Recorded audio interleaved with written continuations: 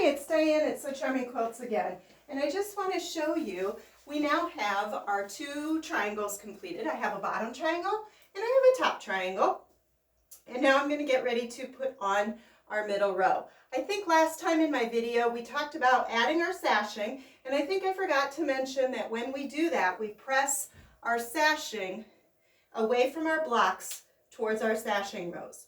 In my last video, I also showed you how I marked along the seam line of my blocks for my intersection. So I've already gone and done that on this triangle. And then I'm going to line up where my intersections go.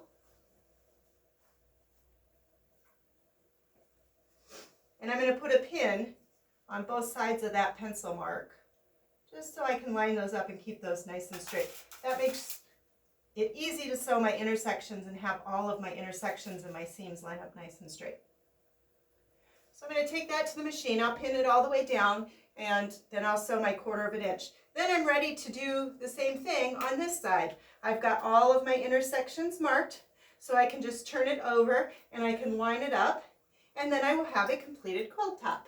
In my next video, I'm going to come back and show you how to trim along the edges so that we can get ready to long arm it. I hope you've enjoyed. Thanks for joining us.